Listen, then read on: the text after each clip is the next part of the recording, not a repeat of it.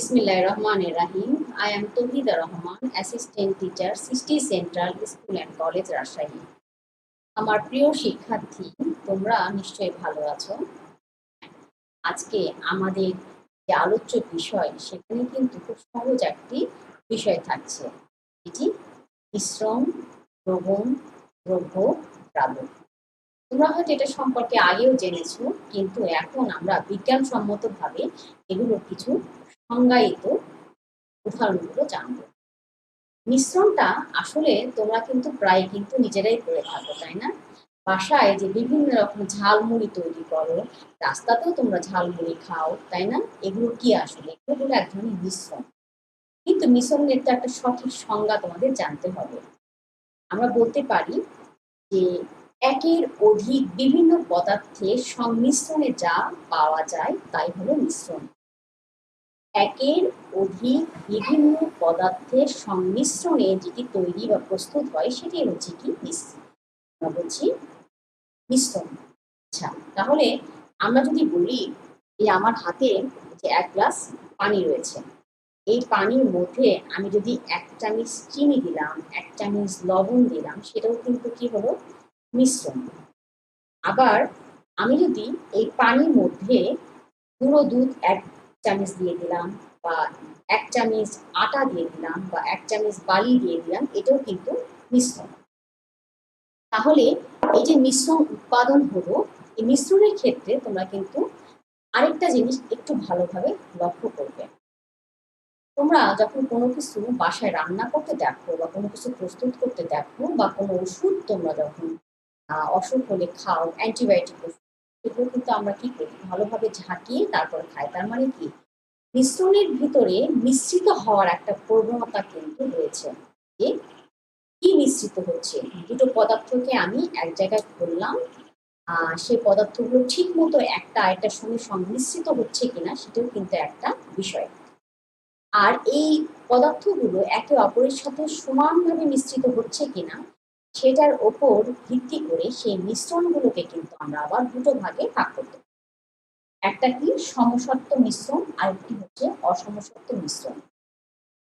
এখন আমাদের তাহলে অবশ্যই জানতে হবে সমসত্ব মিশ্রণ কাকে বলে, আবার অসমসত্ব মিশ্রণ কাকে বলে। আমি যদি এই ১ গ্লাস পানিতে আমি ১ চামচ চিনি দিয়ে ভালোভাবে আমি নাড়লাম, তারপর আমি যদি এই গ্লাসের যে কোনো অংশ থেকে আমি যদি এই দ্রবণ, চিনি আর পানি মিশ্রিত করলে কি তৈরি হলো? দ্রবণ বা মিশ্রণ তৈরি হলো, তাই না? তো আমি এই গ্লাসের যে কোনো অংশ থেকে চিনি মিশ্রিত করার পর যে কোনো অংশ থেকে, ওপর থেকে অথবা নিচ থেকে, আমি যদি সম পরিমাণ দ্রবণ নিয়ে আমি যদি সেটাকে শুকিয়ে আমি যদি ওজন করি, দ্রাবকের পরিমাণ এবং দ্রব্যের পরিমাণ, অর্থাৎ পানি কি পরিমাণ ছিল এখানে, চিনি কি পরিমাণ ছিল, দেখব যে পানির মধ্যে চিনিটা কিন্তু সকল অংশে সমানভাবে দ্রবীভূত হয়েছে। আমি চিনিটাকে পানির মধ্যে আর দেখতে পাচ্ছি না।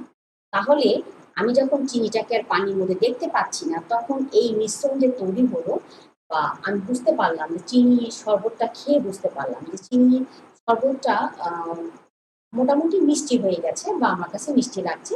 আমি নিচ থেকে শরবতটা নিলেও যে পরিমাণ আমার কাছে মিষ্টি মনে হচ্ছে, উপর থেকে নিলেও ঠিক সেই পরিমাণ মিষ্টি মনে হচ্ছে। তার মানে পানির মধ্যে চিনিটা সমসত্বভাবে মিশ্রিত হয়েছে, অর্থাৎ চিনির পরিমাণ এই দ্রবণের মধ্যে সর্বত্র সমান।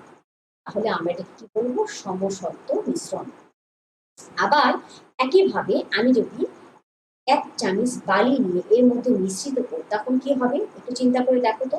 তখন কিন্তু বালির কিছু অংশ কিন্তু কি হবে? ওপরে ভাসতে থাকবে, আর বেশিরভাগ অংশই গ্লাসের তলানিতে গিয়ে জমে থাকবে। তাহলে এই যে তলানিতে গিয়ে জমে থাকলো, অর্থাৎ আমি যখন এই গ্লাস থেকে আমি বারবার এটাকে নেড়ে মিশ্রিত করার চেষ্টা করব, তারপর আমি যখন গ্লাসের নিচ থেকে আমি যখন এই মিশ্রণটা নিব, আবার গ্লাসের ওপর থেকে যখন আমি মিশ্রণটা নিব, তারপর আমি যদি এই মিশ্রণের ভিতরে বালির পরিমাণটা আমি যদি বের করি, তাহলে দেখব গ্লাসের তলায় এই বালির পরিমাণটা বেশি, আবার গ্লাসের উপরের অংশে পানির পরিমাণটা বেশি, বালির পরিমাণটা কম। তার মানে দ্রব্যটা কিন্তু এই মিশ্রণের মধ্যে বা এই পানিতে কিন্তু সমানভাবে দ্রবীভূত হয়নি। তাহলে দ্রব্য যদি দ্রাবকে সকল অংশে সমানভাবে বিন্যস্ত না থাকে বা দ্রবীভূত না হয়, তখন সেটাকে কিন্তু আমরা কি বলবো? অসমসত্ব মিশ্রণ। তাহলে সমসত্ব মিশ্রণে সকল অংশে দ্রাবক এবং দ্রব্যের অনুপাত সমান থাকবে। অসমসত্ব মিশ্রণে কি হবে? দ্রাবক এবং দ্রব্যের অনুপাত সকল অংশের সমান। তাহলে আমরা সমসত্ব মিশ্রণ এবং অসমসত্ব মিশ্রণ সম্পর্কে জানলাম। এর সঙ্গে আমরা জানলাম কাকে মিশ্রণ কাকে বলে, এগুলো কিন্তু আমাদের জানতে হবে। এরপর চলে আসি আমরা দ্রবণ।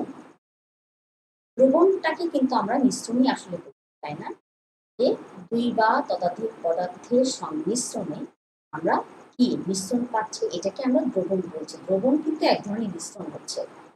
আবার এই দ্রবণ আমরা কিন্তু দ্রব্য এবং দ্রাবক, দ্রব্য এবং দ্রাবক প্লাস দ্রাবক সমান কি হবে? দ্রবণ।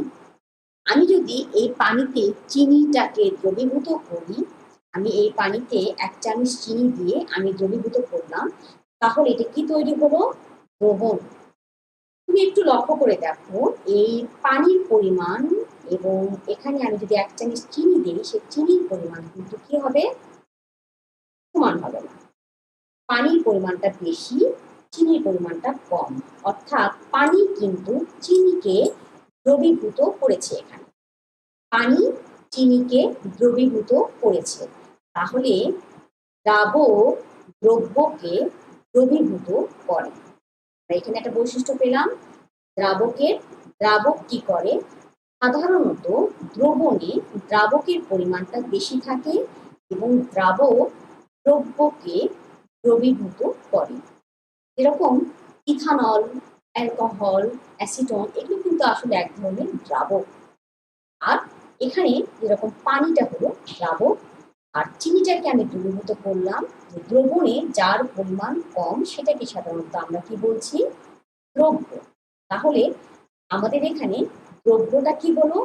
চিনি। আর দ্রব্যটা চিনি, দ্রাবকটা হলো পানি। দ্রব্য আর দ্রাবক মিলে কি হবে? দ্রবণ। এটা কিন্তু শুধু তোমাদের জানতে হবে দ্রবণ কাকে বলে, দ্রব্য কাকে বলে, দ্রাবক কাকে বলে।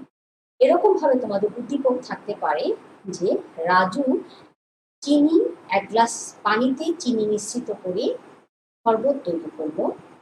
এক্ষেত্রে কোনটি দ্রবণ, কোনটি দ্রাবক এবং কোনটি দ্রব্য বের করো।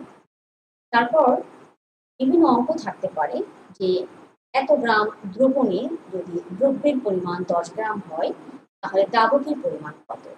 এটা কিন্তু আমাদেরকে অঙ্ক আকারে করতে হবে, যার কারণে আমাদের জানতে হবে দ্রবণ কোনটি, দ্রব্য কোনটি, দ্রাবক কোনটি, তাই না? তাহলে আমি আশা করব তোমরা আজকের ক্লাসে বুঝতে পারবে মিশ্রণ কাকে বলে, দ্রবণ কাকে বলে, দ্রব্য, দ্রাবক, সমসত্ব মিশ্রণ, অসমসত্ব মিশ্রণের সংজ্ঞাগুলো এবং এগুলো উদাহরণগুলো ভালো করে জানতে। আমরা এরপরেও যদি কোনো সমস্যা থাকে সেগুলো নিয়ে আমরা আলোচনা করব পরবর্তী ক্লাসে। এবং হোয়াটসঅ্যাপ লাইভ ক্লাস তো আমাদের জন্য আছেই, সেগুলোতে আমরা সার্বিকভাবে আরো বিশ্লেষণ করে জিনিসগুলো সম্পর্কে জানবো, তাই না? তোমাদের যেটা হোমওয়ার্ক থাকবে সেটা হলো কি, তোমরা লিখবে দ্রবণ কাকে বলে, দ্রব্য কাকে বলে, দ্রাবক কাকে বলে। সবাই সুস্থ থাকো, সবাই ভালো থাকো। আল্লাহ হাফেজ।